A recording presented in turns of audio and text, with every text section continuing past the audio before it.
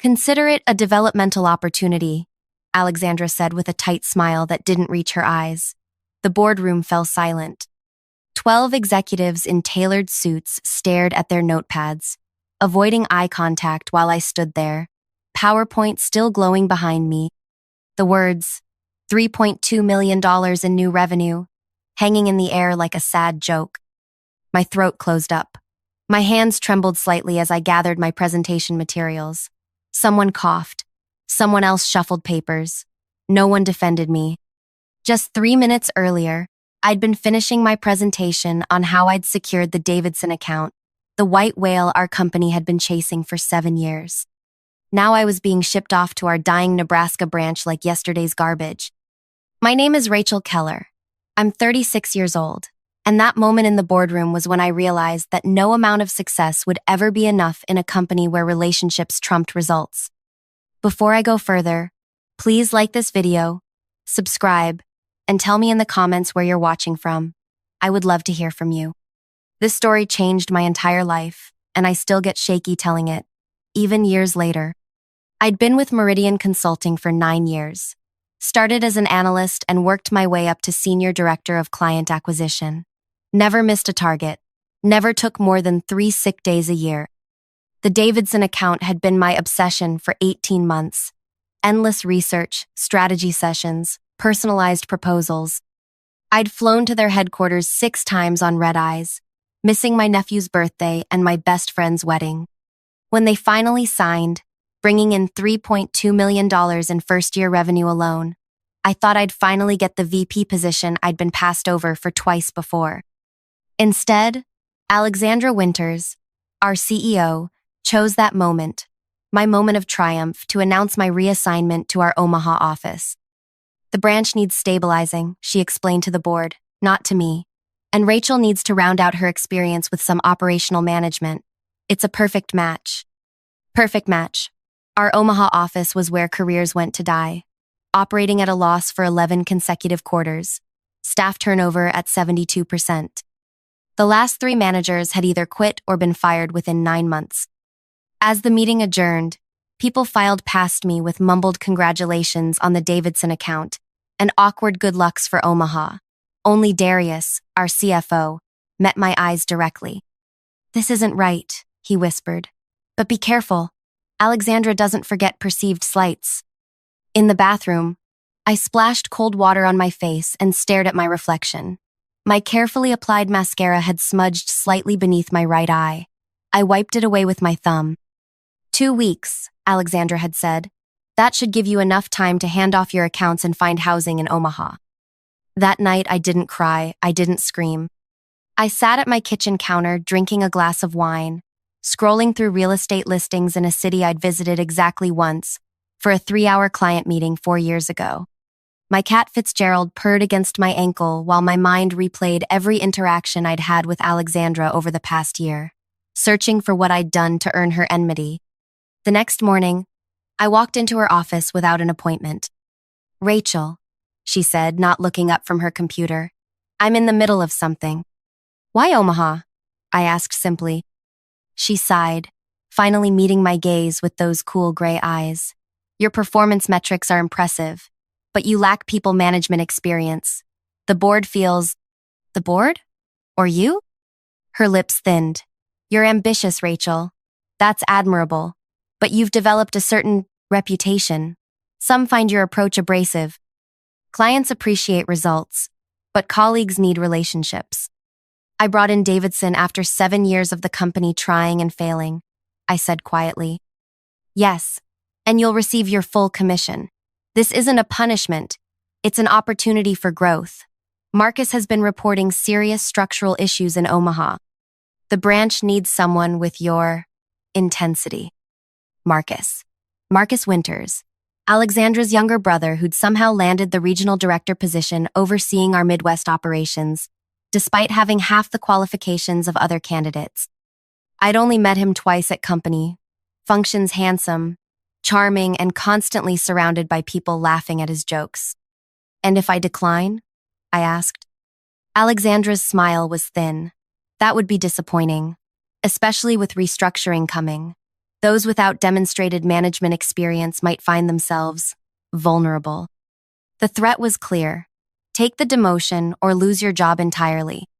I packed my life into 12 boxes, sublet my apartment to a friend's cousin, put my plants in Darius's office and my cat with my sister. On my last Friday, the team took me to happy hour. Expensive cocktails, forced smiles, and empty promises to visit. Linda from marketing hugged me too long and whispered, "You're not the first she's done this to." The Omaha office was worse than I'd imagined. A half-empty floor in a dated office park with stained carpet and flickering fluorescent lights. 17 employees, most looking defeated before their day even started. The branch manager's office, my new office, had water damage on one wall and smelled faintly of mildew. "We weren't sure you'd actually come," said Troy, the operations coordinator who'd been temporarily running things. "Last manager quit with no notice, just stopped showing up." "Why?" I asked. Troy shrugged. "Couldn't handle the pressure, I guess. Regional expectations are challenging." My first week was a blur of introductions and system logins that didn't work. The second week, I started reviewing the books. By week 3, I noticed the patterns. Vendor invoices for services never delivered. Consulting fees to companies I couldn't find any record of. Equipment purchases without corresponding assets. I pulled Troy into my office on a Thursday afternoon. "These expense reports," I said, pointing to my highlighted spreadsheets. "Can you explain them?" He glanced at the papers, then at the closed door, then back to me. "Those come from regional. Pre-approved. We're instructed to process and file them. But they're nonsensical. We paid $42,000 last quarter to Westridge Analytics for market research. But there's no deliverable, no report, nothing." Troy's face had gone pale. "Marcus handles those relationships directly." "What about these staff reimbursements? We have 3 consultant salaries, but no consultants actually working here." "Those are special projects," Troy said carefully. "Regional oversight." That night, I stayed late, digging through file cabinets and digital archives. By midnight, I had spreadsheets covering my desk and a sick feeling in my stomach. Over the past 2 years, approximately $1.7 million had disappeared through carefully constructed channels, all authorized by Marcus Winters, all buried in different budget categories to avoid detection. I was taking photos of documents with my phone when the office door opened. I nearly jumped out of my skin. It was just the cleaning lady, an older woman named Beatrice who worked the night shift. "Sorry to scare you," she said. "Not used to anyone being here so late." "It's okay," I said, trying to casually cover my papers. "Just catching up on work." She nodded, then paused. "You're different than the others they send. You actually seem to care." "The others?" 4 managers in 3 years. They all follow the same pattern. Come in all excited, then start looking at the books, then either quit or get transferred suddenly. She leaned on her broom. "The one before you, Tim, was here maybe 6 months. Nice man. Asked too many questions about the invoices. One day security was escorting him out. Company said he'd been stealing." My heart pounded. "Was he?" Beatrice shook her head. "Don't think so." But nobody argued when Regional said he was. The next morning, I received a calendar invitation for a video call with Marcus Winters. Subject line, Branch Performance Review. When his face appeared on my screen, I was struck again by how much he resembled his sister's same sharp cheekbones and penetrating gray eyes, but with a warmth Alexandra never projected. "Rachel," he exclaimed, "how are you settling in? Alexandra tells me you're quite the rising star." I forced a smile. Still getting oriented. Lots to take in. "Any concerns so far? Questions?" His tone was casual, but his eyes were watchful. "Just trying to understand the financial picture," I said carefully. "Some of the accounting seems complex." His smile didn't falter. "Corporate structures always look messy from the ground level. That's why we have regional oversight so branch managers can focus on day-to-day operations without getting bogged down in the bigger picture." "Of course," I nodded, "though I do have some specific questions about vendor relationships. For instance, Westridge Analytics?" Something flickered across his face, so brief I almost missed it. They handle specialized market analysis. Very boutique operation. I'd love to see their reports. For context. Absolutely, he said smoothly. I'll have my assistant send those over. Anything else? The 3 consultants on payroll, Chen, Diaz, and Williams, I haven't met them yet. They work across multiple branches, usually remote. He glanced at something off-screen. Listen, I'm getting called into another meeting. Let's schedule a proper sit-down next time I'm in Omaha. Week after next, I think. After we disconnected, I sat staring at my screen. No mention of the missing $1.7 million. No real answers. Just smooth deflection from a man who'd clearly had practice. That afternoon, I called Darius from my personal cell, walking around the office parking lot to avoid being overheard. Rachel, he said warmly, how's Nebraska treating you? Darius, I need to ask you something, and I need you to be honest. Does headquarters know what's happening with the finances in the Omaha branch? A long pause. What do you mean specifically? I explained what I'd found. The phantom vendors, the ghost employees, the missing funds. Another pause. Rachel, be very careful. Those accounts are managed directly by regional. They don't go through my standard review process. That's not possible. You're the CFO. There's a special designation for regional operational expenses. Alexandra set it up before I came on board. They get summary approval at the board level, but the details are compartmentalized. That's insane, and possibly illegal. Which is why I'm telling you to tread carefully. The last manager who raised questions about Omaha's books was terminated for cause. Alexandra presented evidence he was the one misappropriating funds. My head was spinning. Was he?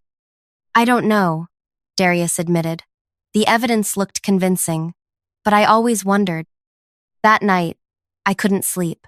I kept thinking about Tim, the previous manager, being escorted out by security, his reputation destroyed.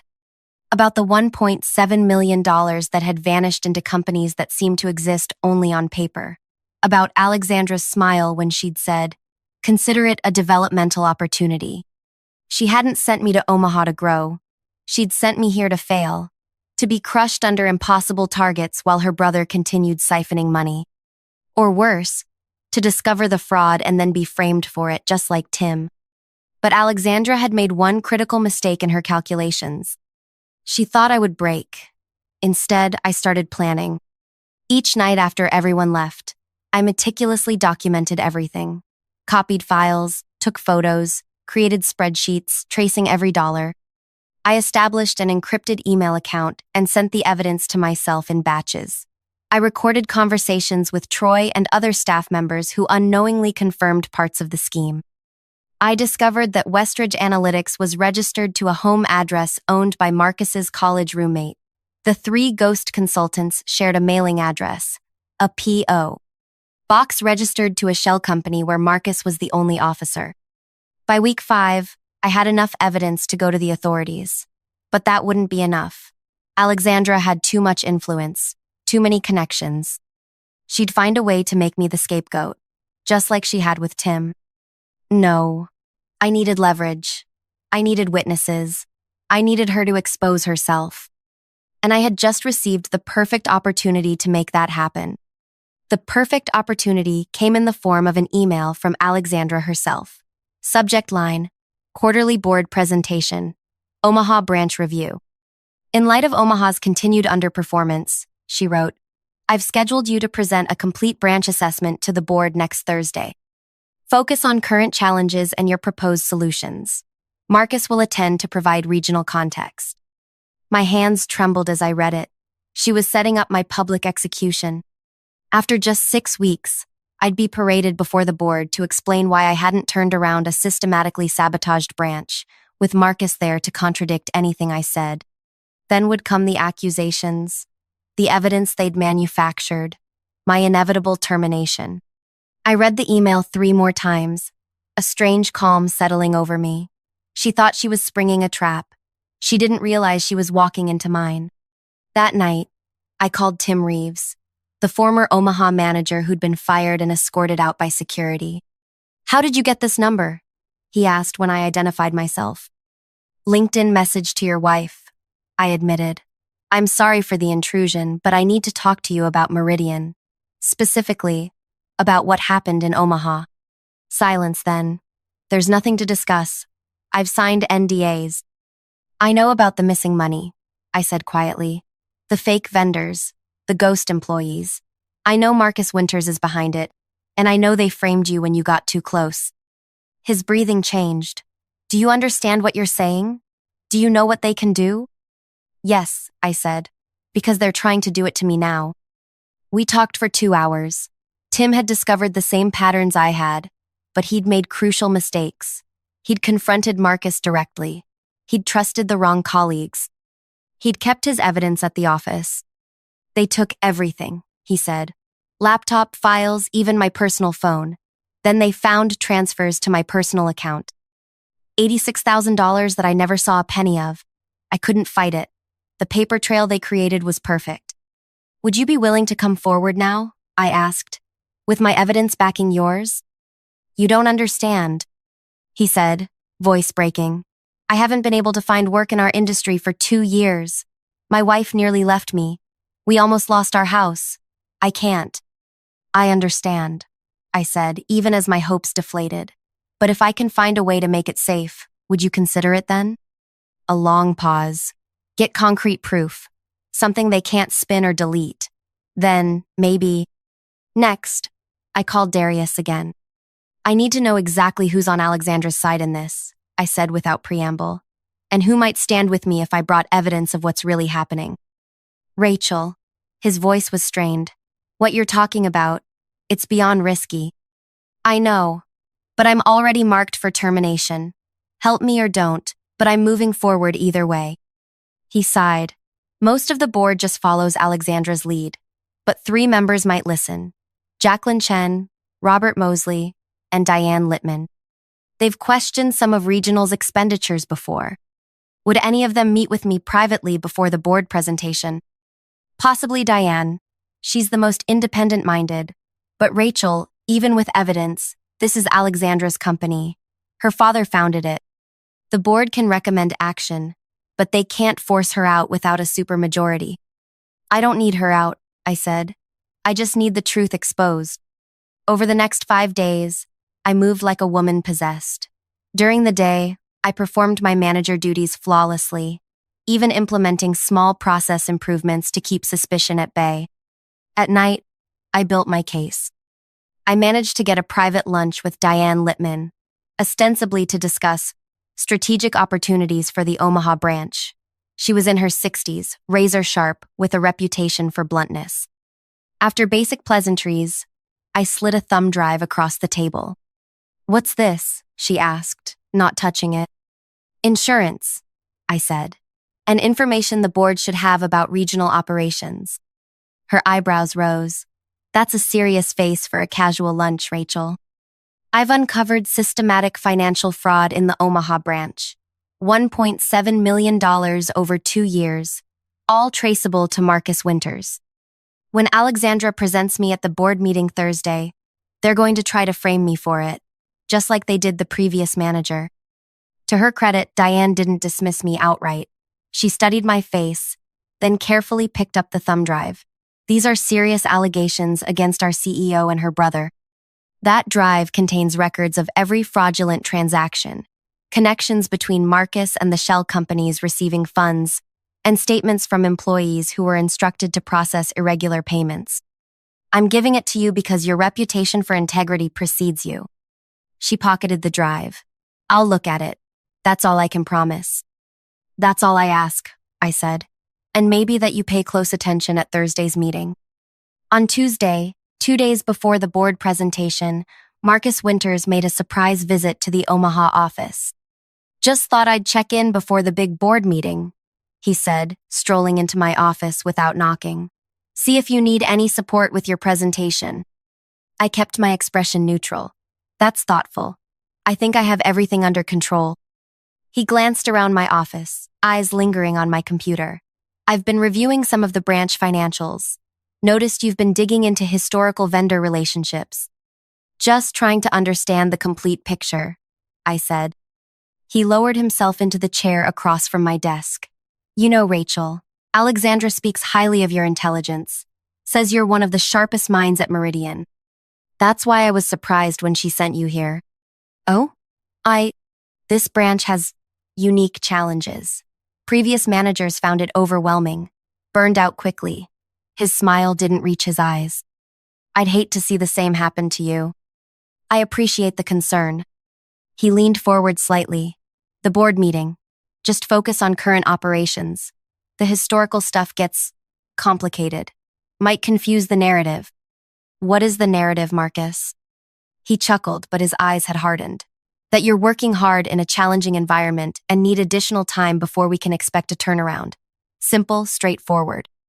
And if I've identified areas of concern in past operations, then we discuss those privately. Board meetings aren't the place for unvetted theories. He stood up. I'm staying through tomorrow. Let's have dinner tonight. We can align on the presentation. I have plans, unfortunately. I lied. Cancel them, he said, his tone making it clear this wasn't a request. 7 o'clock. The Capitol Grill downtown. We'll expense it to regional. Of course we would. During dinner, Marcus ordered a $300 bottle of wine and steered the conversation away from business for the first hour, asking about my background, my aspirations, my personal life. The charm offensive. I played along, sharing sanitized versions of my history while watching him calculate my vulnerabilities. You know, he said as dessert arrived, Alexandra can be difficult. She has extremely high standards, but she's actually impressed with how you've handled Omaha so far. Is she? I couldn't keep the skepticism from my voice. She is. In fact, we've been discussing bringing you into regional management after a successful stint here. Fast-track potential. The bribe was so transparent it was almost insulting. That's flattering. Of course, successful managers understand the complexities of corporate finance. The nuances. He swirled his wine. Some expenses might seem irregular when viewed in isolation, but make perfect sense within the broader strategy. Like payments to shell companies that deliver no actual services? The words left my mouth before I could stop them. Marcus froze, wine glass halfway to his lips. Then he carefully set it down. I'm not sure what you're implying. I think you are? My heart hammered, but I kept my voice steady. Westridge Analytics, Chen, Diaz, and Williams Consulting, Pinnacle Office Solutions, all receiving substantial payments from this branch, none providing any verifiable services. The mask slipped for just a second cold calculation, replacing the charm before his smile returned. I see Alexandra was right about your thoroughness. Those are specialized strategic initiatives. Their work product is confidential, even from branch managers. Confidential work from companies that share your personal P.O. box, that are registered to your college roommate's home address? He didn't respond immediately, studying me with new eyes. When he finally spoke, his voice had dropped to a near whisper. Rachel, you're making accusations with serious implications. If you present unfounded conspiracy theories to the board, it will destroy your career. Not just at Meridian, everywhere. Alexandra knows every C-suite executive in this industry. One call from her, and you'll never work above entry level again. Is that what happened to Tim Reeves? Marcus signaled for the check. Tim Reeves was caught embezzling company funds. The evidence was irrefutable. Evidence your sister manufactured. He leaned forward. All pretense gone now. Listen carefully. Thursday's board meeting will determine your future. Present the narrative we discussed, that you're making incremental progress in a challenging environment, and you'll have a long, successful career with us. Deviate from that, and you'll face consequences beyond your imagination. Are you threatening me? I'm offering clarity. Now, I suggest you use tomorrow to prepare an appropriate presentation. Later that night, alone in my small rented apartment, I faced my first real moment of doubt. The walls felt like they were closing in. Marcus's threat hadn't been empty. Alexandra did have connections throughout the industry. They could ruin me professionally, maybe even set me up for criminal charges.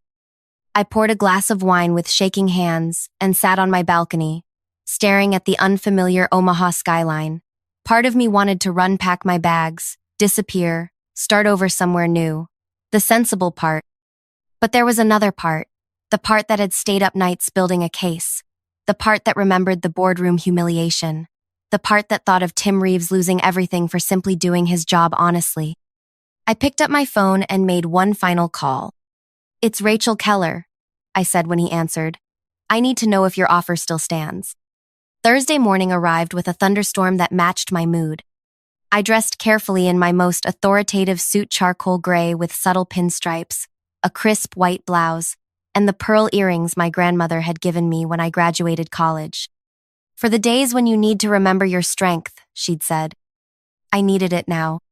The board meeting was scheduled for 10 a.m. at headquarters in Chicago. I'd flown in the night before, avoiding Marcus and Alexandra, staying with a friend rather than at the company-recommended hotel. At 9:30, I entered the lobby of Meridian's gleaming downtown office tower. My access badge still worked. Small mercies. The receptionist smiled at me. "Welcome back, Rachel. They're waiting for you in the executive conference room." They, not just the board. When I walked in, Alexandra was standing at the head of the table, Marcus at her right hand. 12 board members sat in leather chairs around the massive mahogany table. My PowerPoint was already loaded on the display screen.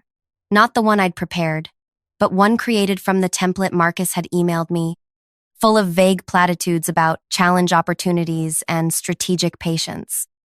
"Rachel," Alexandra said with a practiced smile. "Right on time. We were just discussing the Omaha situation." I noticed Diane Littman watching me intently from her seat midway down the table. No sign if she'd reviewed my evidence or believed any of it. "Before we begin," Alexandra continued, "I want to acknowledge Rachel's willingness to take on this difficult assignment.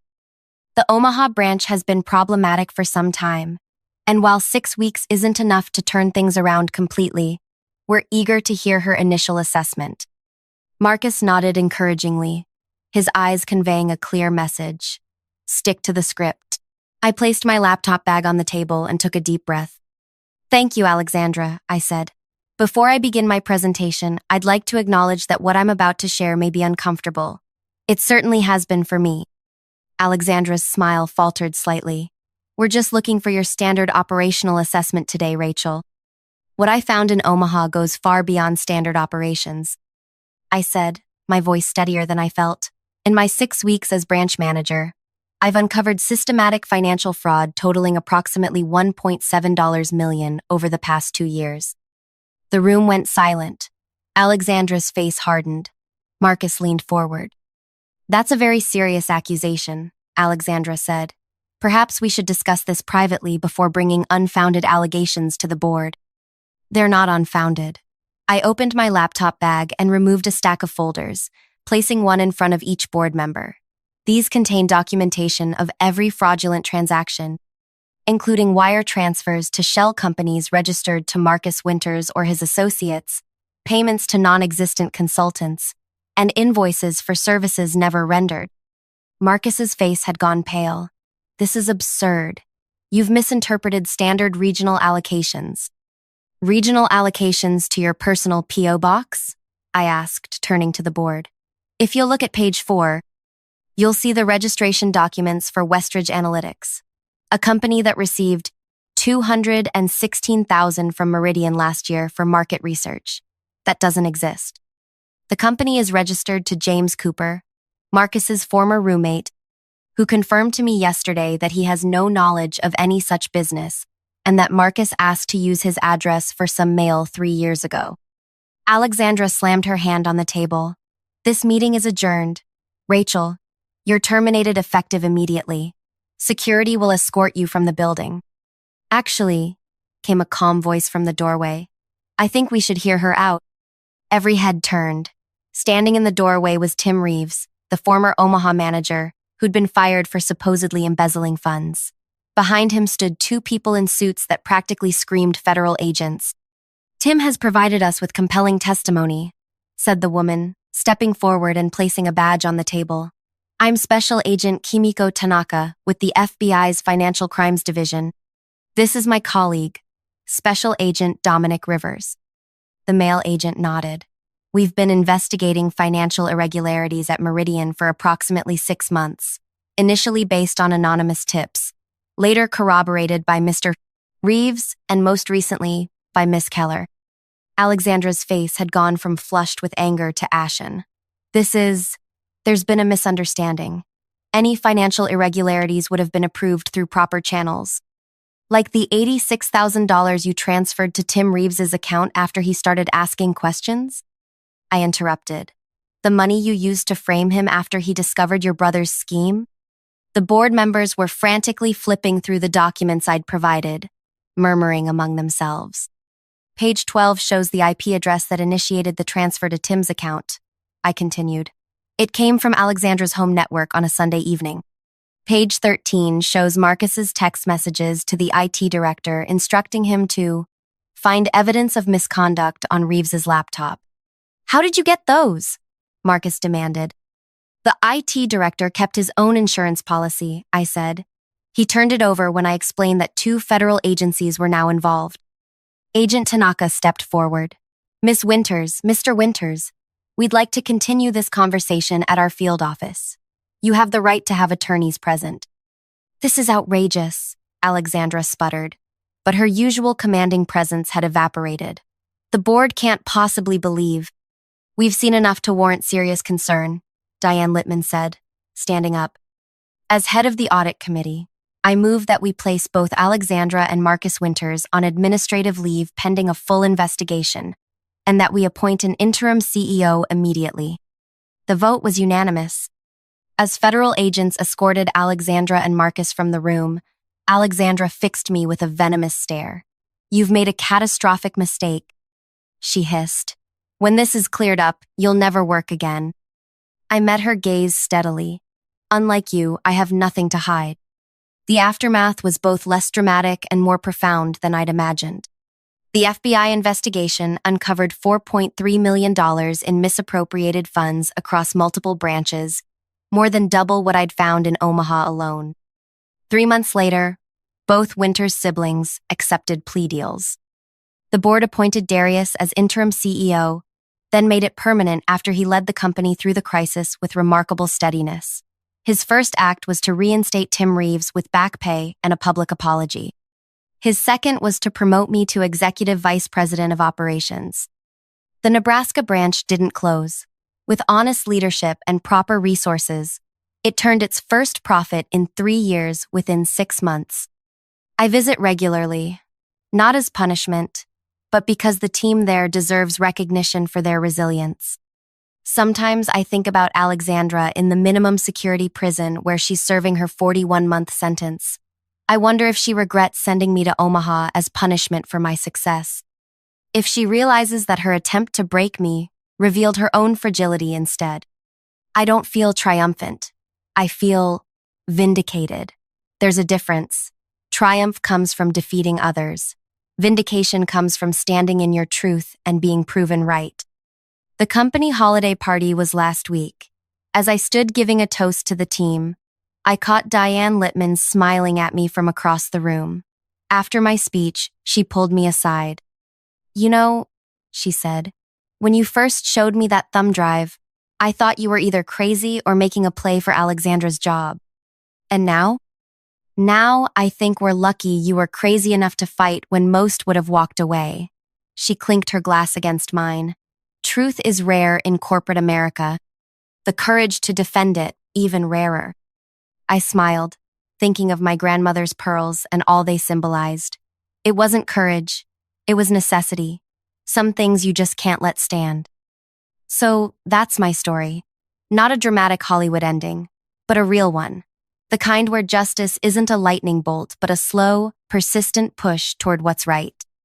If you're facing your own Alexandra, someone using power to punish your success, to break your spirit, to make you doubt yourself, remember this. Documentation is your shield. Truth is your sword. And patience is how you'll survive long enough to use both. Don't forget to like this video and subscribe to my channel. Leave a comment below if you've ever faced workplace retaliation or if you've had to stand up against someone who abused their power. I read every comment, and your stories help remind all of us that we're not alone in these struggles. Thank you for listening. Sometimes sharing these battles is how we find the strength to fight the next one.